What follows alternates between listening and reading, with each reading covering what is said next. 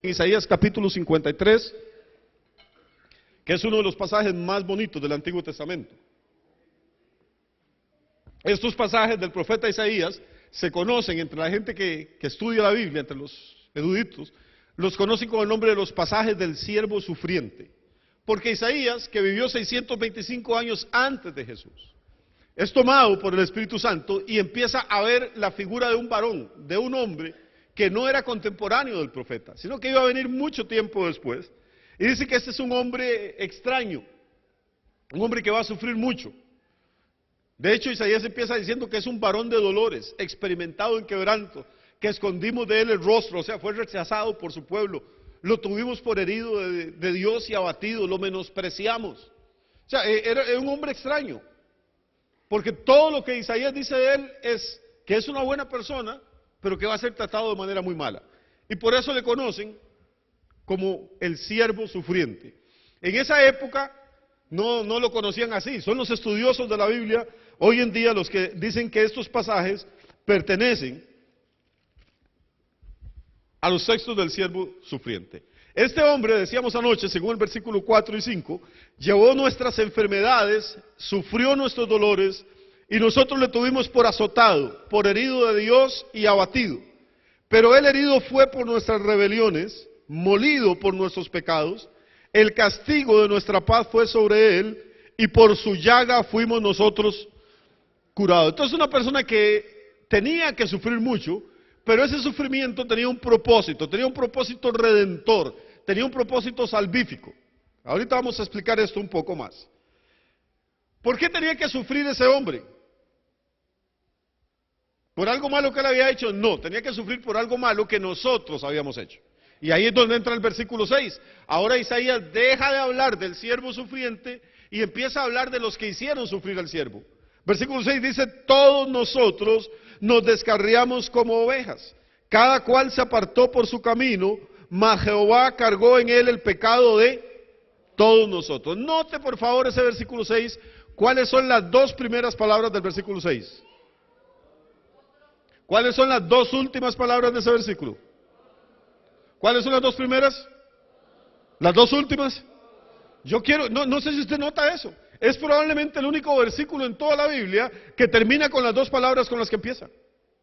Yo creo que lo que Dios quiere grabar aquí a fuego en la mente suya y la mía es que cuando está hablando de este tema, del pecado, de descarriarse, no está hablando de alguna gente malísima, no está hablando de los asesinos, de los narcotraficantes, de las prostitutas. ¿Está hablando de quiénes? ¿De todos ellos? No, todos nosotros. No dice ni algunos de nosotros, ni la mayoría de nosotros, ni todos ellos, dice todos nosotros. Los seres humanos compartimos algunas pocas cosas. Nos distinguimos en muchas, pero tenemos algunas poquitas cosas que tenemos comunión. Una de esas cosas es, tenemos una comunión íntima en el pecado. Todos nosotros, ricos y pobres, sabios e ignorantes, feos y bonitos, negros y blancos, ateos y protestantes, católicos y mormones, no hay excepción. La Biblia lo dice de muchas maneras, dice no hay justo ni aun uno. Pablo en el Nuevo Testamento agarra esto en Romanos capítulo 13 y dice, por cuanto todos pecaron están destituidos de la gloria de Dios. Yo sé que estas son cosas que le chocan a las personas. A usted le gusta pensar que usted es una magnífica persona. Ah, pastor, yo tengo buenos sentimientos. Mire, yo vicios nada, nunca. Unos sentimientos que usted viera, hasta mi suegra quiero yo, pastor. Yo del salario mío, pastor, yo voy al supermercado y compro ahí azuquita y unas tamuguitas de dulce y le llevo a las viudas y a los pobres. No, si yo, bueno, no me han echado balas todavía porque eso es lo que usted cree.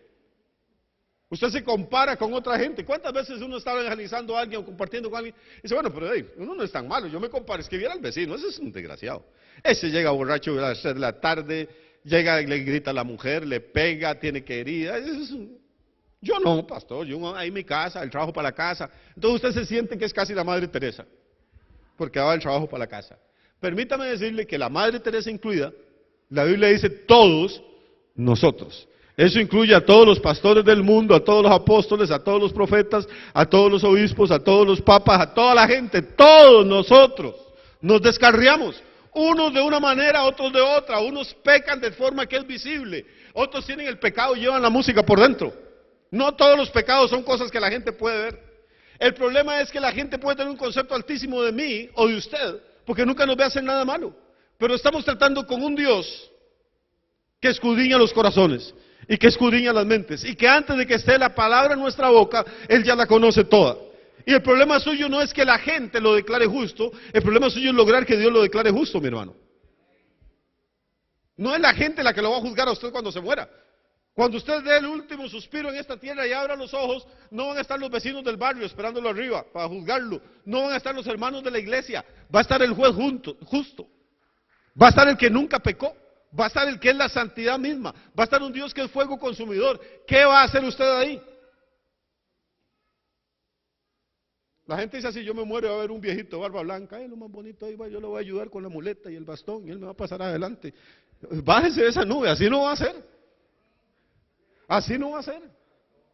¿Quién de nosotros, dice el Antiguo Testamento, podrá morar con las llamas eternas? ¿Y quién habitará con el fuego consumidor?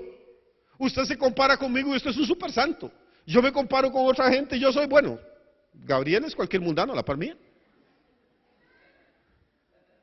Pero es que ese es el problema de la religión. La religión lo pone a usted a compararse con otras personas de otras religiones o a compararse con los de su misma iglesia. Pero es que esa no es la norma de santidad. La norma de santidad es terrible. Yo oigo a la gente en las iglesias gritar y hablar de santidad y me dan ganas de persignarme. Digo, Dios mío, si estos ignorantes se supieran un ratico de lo que están hablando, se quedarían callados. ¿Sabe qué es santidad?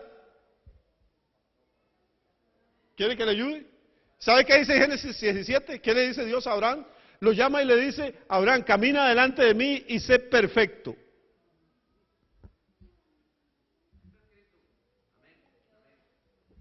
¿Y sé cómo? Buena gente, bondadoso, generoso, buen marido, buen hijo, buen padre. No, o sea, ¿cómo?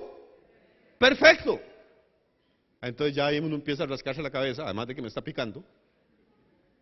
Y uno dice: joder, ahora sí está complicado esto. Es que en la Biblia no dice que usted tiene que ser bueno. Bueno no alcanza para ir al cielo. Tiene que ser perfecto. El cielo es un lugar perfecto. En el cielo vive un Dios perfecto. En el cielo reina una santidad perfecta. ¿Qué va a ir a hacer la gente con toda su religiosidad ahí arriba? Que están en la iglesia dándose por el pecho y viendo a ver a quién le pegan la puñalada por la espalda. Que están diciendo: uy, qué feo, hoy va a estar el culto horrible. Llegó aquel hermanito, llegó aquella vieja. Así, dentro de la iglesia. Perdóname que le diga esto. Usted nunca va a ver un hermano de estos en una discoteca, ni en un salón, ni borracho. Pero por dentro tiene un corazón y una lengua, hermano, que es como un sepulcro abierto. Y esta gente pretende entrar al cielo y sentarse delante del trono de la majestad de Dios y que Dios les ponga el sello de aprobado. Es que no dice que sea bueno. La Biblia no dice que la santidad sea dejar de tomar, ni de ir al baile, ni de ir al cine. Dice: anda delante de mí y sé perfecto. Si usted es uno de esos, tiene varias puertas de salida. Tengo 8 a mi derecha, 8 a mi izquierda, 1 atrás, 2 al frente. Váyase antes de que lo echemos a perder. Ahora usted me dice: pastor, pues, porque el religioso tiene cada argumento.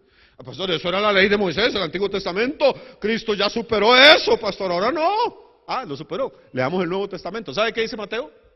Ahora ya no Jehová a Abraham. ¿Sabe qué dice Jesús a nosotros y a sus discípulos? Les da una orden, Mateo capítulo 5, les dice: sed pues vosotros perfectos. Opa, como que no se le había olvidado a Dios el tema ese de la perfección.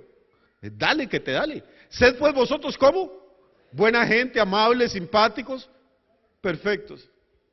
Y ya uno dice: bueno, tal vez sí se pueda, pero todavía sigue hablando Jesús y dice: sed pues vosotros perfectos, como vuestro Padre que está en los cielos es perfecto. Güey. Hermano, de ahí se le apaga el puro a todo el mundo. Porque resulta que el modelo de santidad que Jesús propone no es ningún pastor, ni ningún sacerdote, ni ningún papa, ni ningún líder religioso. Dice que usted tiene que ser perfecto, ¿como quién? Como el Padre Celestial es perfecto. Y de pronto cayó un silencio sepulcral en el templo y a todo el mundo se le fue el gozo, porque a la gente no le gusta que le hablen de esto. ¿Sabe qué es lo que quiere decir esos pasajes? Lo que quiere decir es que es absolutamente imposible que ni usted, ni yo, ni nadie pueda lograr esa meta. ¿Quién va a ser perfecto como el Padre que está en los cielos es perfecto? Más, si usted me dice que usted lo es, permítame que usted es la persona más arrogante y soberbia y estúpida que yo conozco. ¿Cómo se va a parecer usted al Padre que está en los cielos? ¿Cómo es usted perfecto como Dios que está en los cielos? Entonces tengo un problema, porque lo que Jehová le dice a Abraham y lo que Jesús le dice a los discípulos no es un consejo, no es una sugerencia, es una orden. Ustedes quieren estar conmigo, tienen que ser perfectos. Y llego a Isaías 53:6 y dice, todos nosotros nos descarriamos como ovejas. Llego a Romanos 3:10 y dice, no hay justo ni aun uno. Paso a Romanos 3:23 y ¿qué dice? Por cuanto todos pecaron, están destituidos de la gloria de Dios. Entonces, ¿qué tenemos? Un Dios que pide algo que nadie puede cumplir.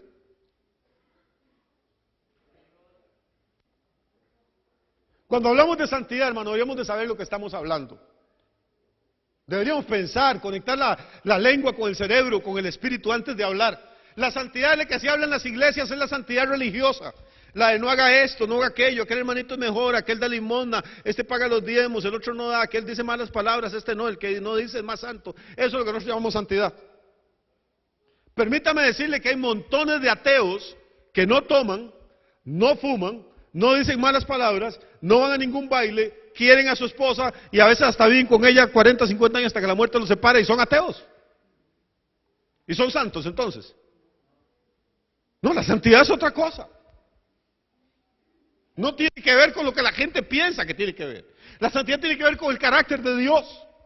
Y permítame decirle que eso es imposible de alcanzar. Lo que Dios quiere aquí es frustrarnos. Lo que Dios quiere es que usted reaccione, que se pegue una cachetada, que se salga de pensar cuadrado toda la vida, que deje de estar repitiendo lo que ha oído por todas partes y oiga lo que dice Él en su palabra. ¿Cuáles son las demandas? ¿Cuál es el estándar de Dios? ¿A dónde puso el listón? ¿Dónde puso la cinta? Lo puso tan alto que nadie puede saltarlo. Entonces, ¿qué tiene que hacer uno? Dejar de jugar, hermano, de buena gente y venir y preguntarle al Señor. Una vez un muchacho que era una excelente persona, y ustedes todos conocen el pasaje, era una excelente persona, honraba a su padre y a su madre, guardaba el sábado, leía la Biblia, no tenía vicios, daba limosnas, daba diezmos, pero él sabía que algo le faltaba y vino corriendo delante de Jesús, ¿se acuerda? ¿Qué? ¿Recuerdan? La historia del joven rico. Y le dijo, maestro bueno, ¿haciendo qué cosa heredaré la vida eterna? Oiga, aquí tenemos un hombre que tenía una religión espectacular, era judío. La religión judía fue revelada por Dios mismo a Moisés. Es la única religión que ha sido revelada por Dios. Perdón, a Moisés. Ese muchacho tenía la religión correcta. La practicaba, porque mucha gente dice yo tengo religión, pero la tiene de los dientes para afuera. Una cosa es decir yo tengo religión, otra cosa es que usted cumpla con las normas de su religión. Hay gente que le dice, bueno, yo es que tengo mi religión, yo soy católico. Y uno dice, ¿verdad? Y cuéntame una cosa, ¿y qué conoce usted de su religión? ¿Conoce la doctrina social de la iglesia? ¿Cuántas encíclicas ha leído? ¿Cuántas veces leyó la Rerum Novarum? ¿Cuántas veces ha leído Pacem in Terris? ¿Sabe qué dice Mater es Magistra? Y se quedan viéndolo a uno así. Bueno, por lo menos ha leído la Biblia. Usted dice que no lee la de nosotros porque es protestante, pero ha leído la suya, que es católica. Ha leído los 73 libros completos, alguna. Bueno, pero se sabe el catecismo, por lo menos el nuevo, que salió ahora cuando estaba Benedicto. Entonces, ¿qué es usted? Es nada más por discutir, es nada más por llenarse la boca diciendo tengo una religión. Pues usted no tiene nada. Tiene una tradición, tiene una costumbre. Dígame que tiene una religión cuando usted va todos los domingos a misa. Cuando usted busca al párroco o al sacerdote y dice, padre, aquí estoy para enrollarme las mangas de la camisa, póngame a trabajar, ¿qué hay que hacer aquí? Dígame que tiene una religión cuando usted obedece los preceptos de esa religión, cuando conoce la doctrina, cuando conoce los dogmas, cuando ha estudiado la teología, cuando sabe qué enseñaban los padres de la iglesia, cuando sabe qué decía Tomás de Aquino, cuando sabe qué es la diferencia entre Agustín de Hipona. Y nosotros pensamos, nunca ni por la cabeza, yo tengo mi religión. Bueno, así también. Como que yo diga que soy mormón y nunca he leído el libro mormón, ni me haya puesto una corbata. Y yo puedo decir que soy testigo de Jehová y nunca he andado con una valija ahí tocando puertas. Uno puede decir lo que quiera. Este muchacho judío no, él no decía que tenía una religión, él tenía una religión excelente y era practicante de su religión. Pero aún con toda religión y con toda su observancia religiosa, él tenía un vacío en el corazón. Sabía que no era salvo. Vea qué fregado. La religión te da moral, la religión te gana el respeto de la gente, pero no te gana la vida eterna. Él en su espíritu, él sabía que estaba huérfano, que algo le hacía falta. Él honraba a su papá, honraba a su mamá. cuidaba económicamente de los viejos, pero vienen de Jesús y maestro, ¿qué tengo que hacer para heredar la vida eterna? Ahora, si preguntas, ¿por qué no la tiene? Y Jesús le dice, bueno, es muy fácil, honra a tu padre y a tu madre, haz esto, a lo otro, tú conoces los mandamientos. Y el muchacho le dice, todo esto lo he guardado desde mi juventud, o sea, era practicante, era observante, era una persona sincera. ¿Y sabe qué le dice Jesús? No. ¿Alguien recuerda textualmente qué le dijo Jesús? Una cosa te hace falta, ¿para qué?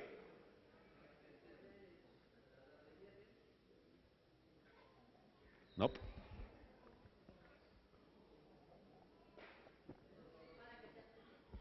Una cosa te falta para ser perfecto.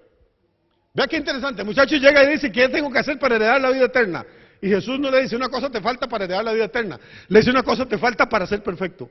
En la mente de Jesús, heredar la vida eterna y ser perfecto es lo mismo. O sea que para heredar la vida eterna hay que ser perfecto, como Jehová le dijo a Abraham en Génesis 17:1 y como Jesús le dijo a los discípulos. Ahora sí, ¿cuántos tienen vida eterna?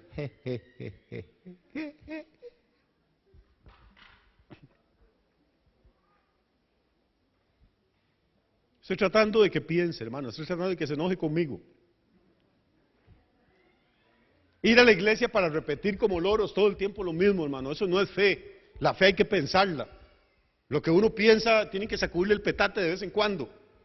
Ahora, ¿qué tenemos un problema? Tenemos un Dios extraordinariamente exigente que no nos pide ser buenos, ni carguísimas, sino que nos pide ser perfectos. Y por otro lado tenemos una partida de gente como usted y yo que tenemos una tendencia a ser maleantes que da gusto. Y que por eso dice que todos nosotros nos descarriamos como ovejas. ¿Cuál es la solución que Dios plantea? ¿Cómo conciliar? Es lo que veíamos anoche. La santidad de un Dios, la santidad perfecta de un Dios que exige perfección y que si no hay esa perfección va a castigar al pecado. Con un Dios que también dice la Biblia que no solo es santo, sino que es amor. Un Dios que ama a todos los hombres, porque eso es lo que le dice la Biblia. Juan 3:16 dice, de tal manera amó Dios, ¿a quién? A los buenos, a los inteligentes, a los protestantes, a los católicos, a los chinos, a los negros, a los europeos, a los flacos, a los gordos, a los ricos, a los pobres, a los bajos, a los altos. Dios amó al mundo. Si usted es parte de este mundo, a menos de que usted sea de color verde, trompudito y con 2 antenas, podría ser alienígena.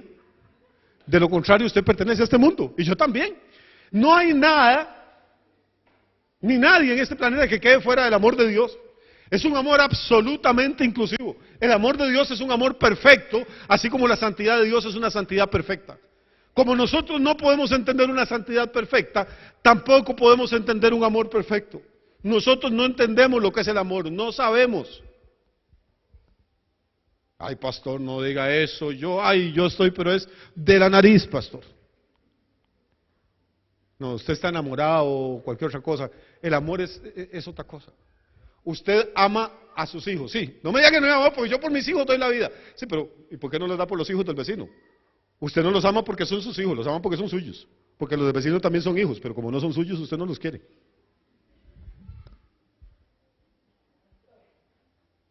Me gusta. Cada rato está más hostil el ambiente.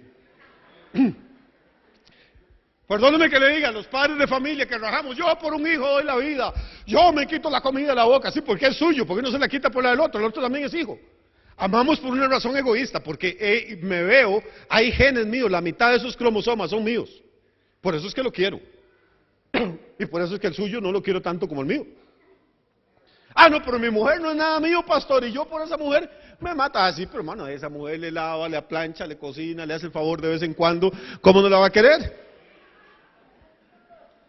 Pulseadito y rogándole y todo, pues bueno, ahí va. ¿Y para dónde coge si no la quiere? Entonces, detrás de todo nuestro que llamamos amor, hay siempre alguna razón egoísta. Hay algo que buscamos de la otra persona, por lo menos que nos corresponda. En cambio, con Dios no. El amor de Dios es perfecto, porque ¿qué puede buscar Dios en nosotros? ¿Qué le hace falta? Que le lavemos la ropa, que le planchemos, que le llevemos el diario cada mes, que le cuidemos la casa por si se meten los ladrones. ¿Qué ocupa Dios de usted? ¿Qué ocupa Dios de mí? Nada. El amor de Dios es el único amor perfecto porque es el amor absolutamente sin motivación alguna. Dios nos ama porque Él es amor. No nos ama por lo que nosotros somos. Entonces ese Dios que nos ama quiere bendecirnos, quiere perdonarnos, quiere que estemos con Él. Pero el pecado, dice Isaías 59:2, que todos hemos cometido, ha hecho una barrera, una división entre Dios y nosotros. ¿Cómo hace Dios para expresarnos su amor a nosotros y al mismo tiempo castigar el pecado que hemos cometido? Y aquí es donde entra Jesús en la ecuación. Ahí es donde entra el siervo sufriente. Ahí es donde entra este hombre del que está hablando Isaías. Dice, todos nosotros nos descarriamos como ovejas, pero Jehová, ¿qué? ¿Cargó en quién? En el siervo sufriente, en esa figura mesiánica que iba a venir 625 años después, cargó en él el pecado de todos nosotros. Angustiado él y afligido, no abrió su boca. Como cordero fue llevado al matadero, y como oveja delante de sus trasquiladores, enmudeció y no abrió su boca. Recuerde, Isaías está viendo y hablando todo esto 6 siglos antes de que el Señor Jesús aparezca. Pero si usted empieza a leer ahora con cuidado, se va a dar cuenta que este pasaje no se le puede aplicar a nadie que no sea Jesús. Tome la vida de Buda, tome la de Mahoma, tome la de José Smith y trate de aplicarle este pasaje a ver qué queda. Nada. Pero tome la de Jesús y detalle a detalle. 600 años antes de que aparezca el Mesías en este planeta, ya el Padre estaba hablando de él por los profetas. Versículo 8, voy a seguir porque aquí fue donde nos quedamos anoche. Por cárcel y por juicio fue quitado. ¿Cómo salió Jesús de esta tierra?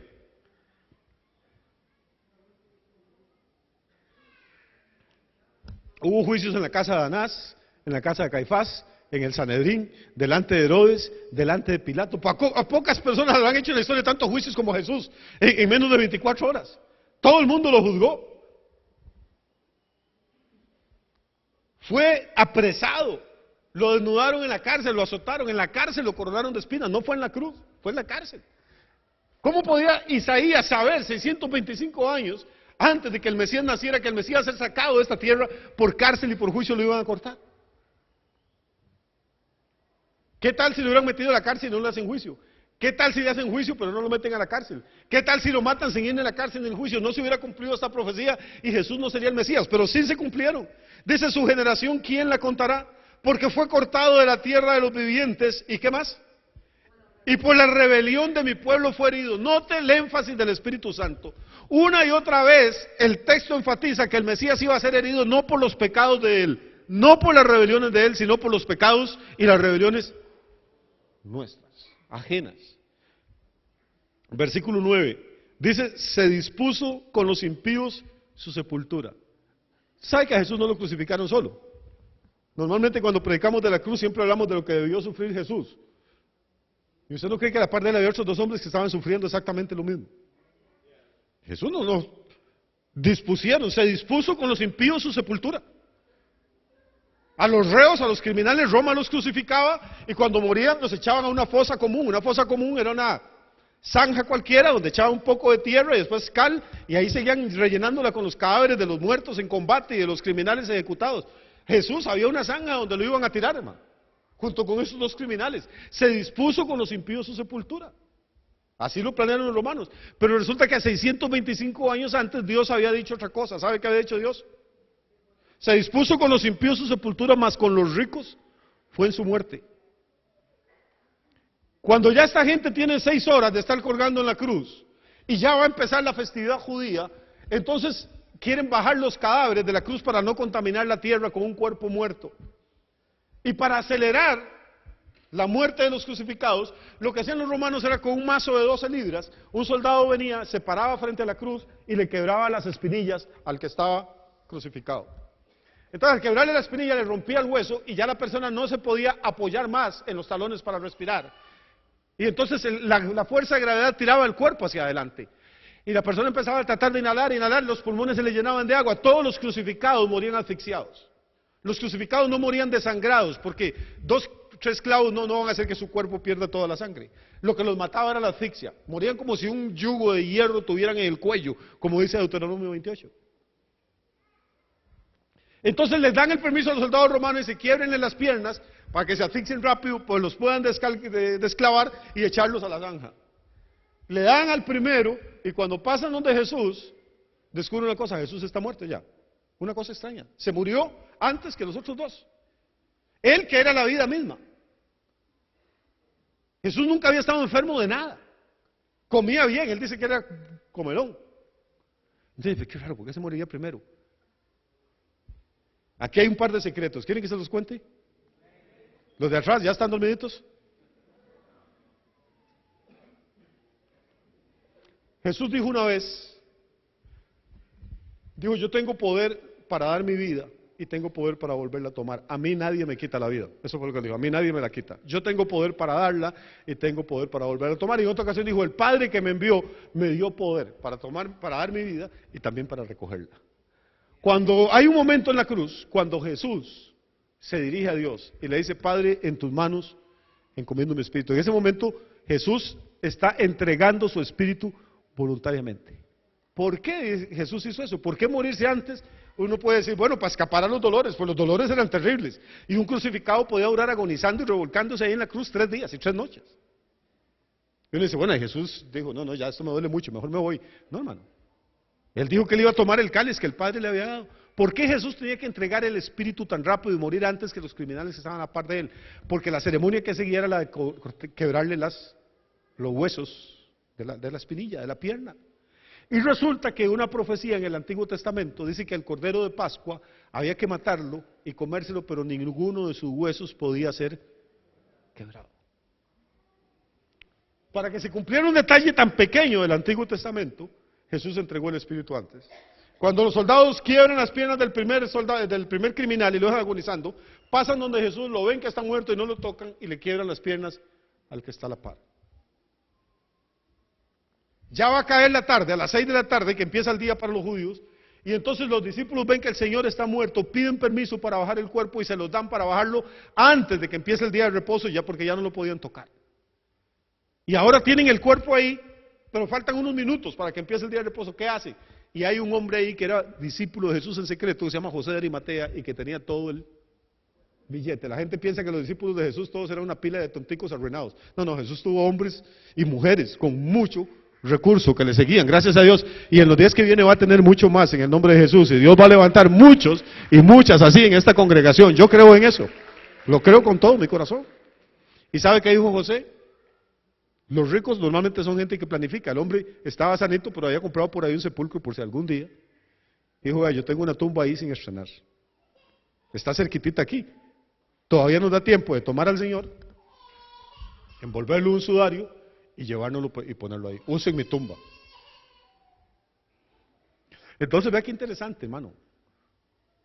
Cómo Isaías 625 años antes había dicho, se dispuso con los impíos su sepultura, pero con los ricos fue en su muerte. ¿Cómo podía un hombre 6 siglos antes ver estos detalles?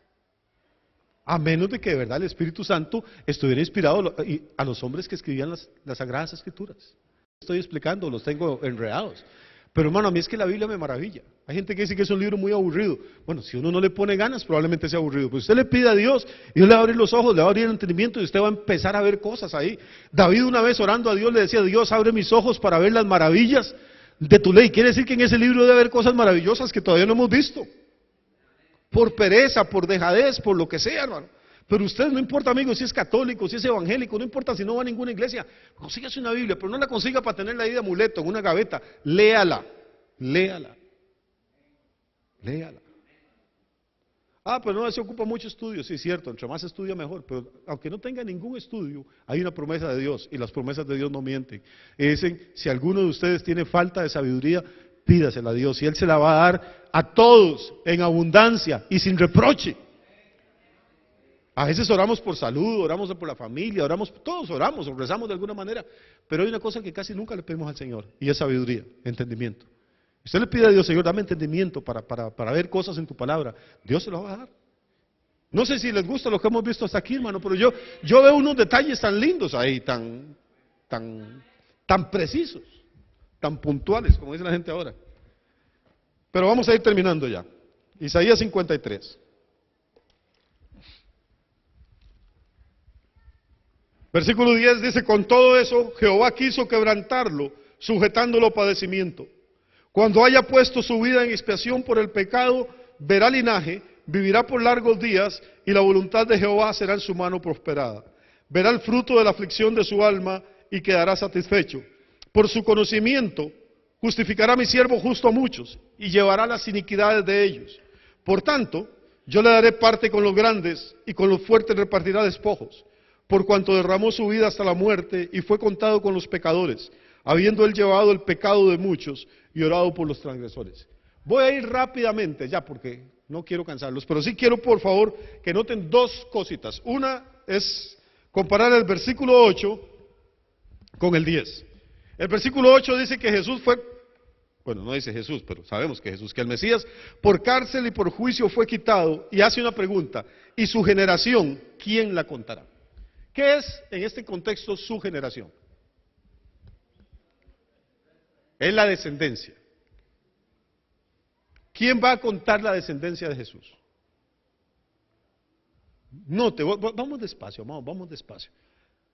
Está hablando de que Jesús iba a ser quitado por cárcel y por juicio, pero que iba a dejar descendencia. Y que una descendencia tan grande que nadie podía contarla. ¿Cómo es eso si nosotros sabemos que Jesús no se casó, a pesar de lo que anda diciendo Dan Brown y algunos otros locos por ahí? No dejó hijos.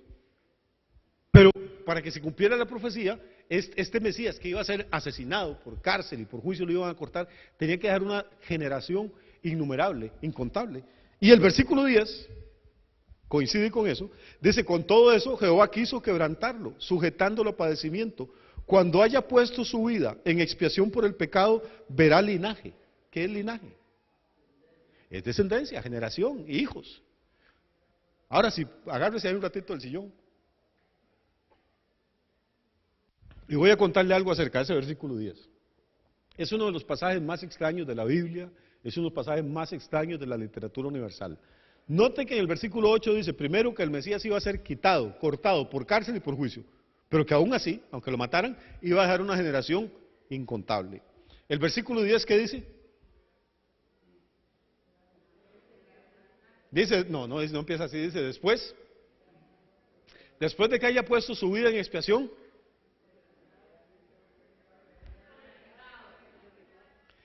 dice, con todo eso Jehová quiso quebrantarlo, sujetándolo a padecimiento. Cuando haya puesto su vida en expiación por el pecado, ¿qué va a hacer?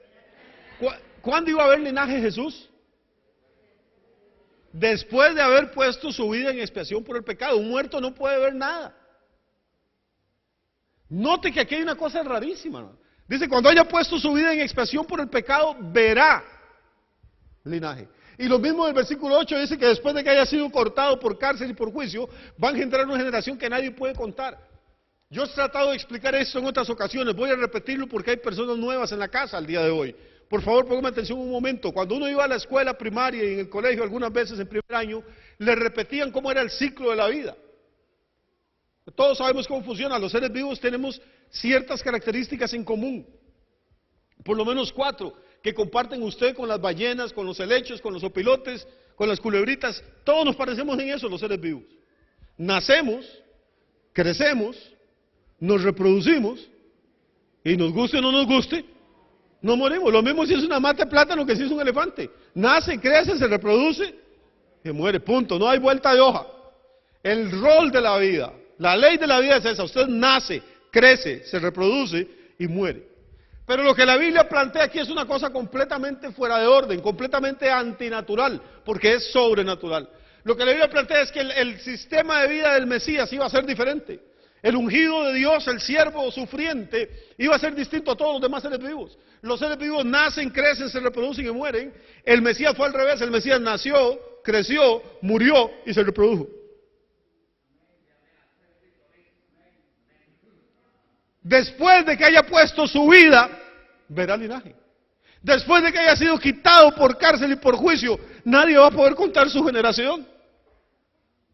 La biología dice que los seres vivos nacen, crecen, se reproducen y mueren. La Biblia dice que el Mesías, el autor de la vida, nació, creció, murió, y a través de su muerte vicaria en la cruz del Calvario, y a través de la sangre que él derramó, engendró una cantidad de hijos y de hijas de todas las razas, en todos los rincones del planeta, de todas las tribus, de todas las lenguas, que nadie puede contar.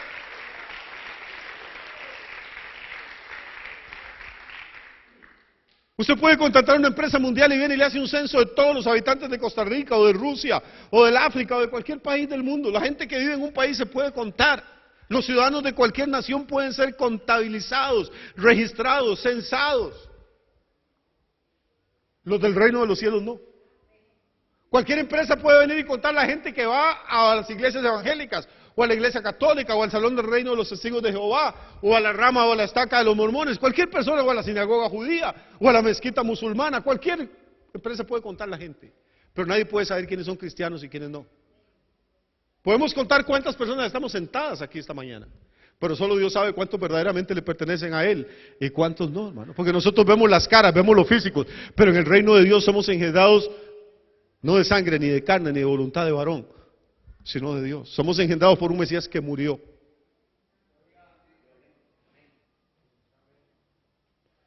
Voy a ir terminando, esta es la tercera vez, ustedes saben. Ese versículo dice maravilloso, podríamos pasar semanas hablando de él, pero tenemos que terminar. Dice, con todo eso Jehová quiso quebrantarlo, sujetándolo padecimiento. Cuando haya puesto su vida en expiación por el pecado, ¿qué? Verá linaje. Pero después de que ve el linaje, ¿qué más dice? Vivirá por largo. Pero ¿no era que lo habíamos dejado muerto? Dice que había puesto su vida en expiación por el pecado. Este es uno de los muertos más raros del mundo, hermano. Muere, pone su vida en expiación por el pecado, ve descendencia y después sigue viviendo. ¿Sabe de qué está hablando aquí? De la resurrección. Nosotros no adoramos a un Cristo crucificado, hermano. En las iglesias nuestras no hay cruces, no hay crucifijos, no hay Cristos guindando. No los andamos guindando en una cadena, no los andamos ahí pegando en el pecho. Cristo, alguna gente nunca ha entendido esto. Cristo estuvo en la cruz 6 horas, desde las 9 de la mañana hasta las 3 de la tarde. Estuvo en la tumba 72 horas, 3 días y 3 noches. Pero tiene más de 2000 años de estar en la gloria a la diestra del Padre, reinando sobre todo principado, sobre toda potestad, sobre todo señorío. Nosotros no creemos en utilizar una cruz que solo se usó 6 horas. Si usted quiere honrar a Cristo, no se guinde una cruz, ríndese un trono.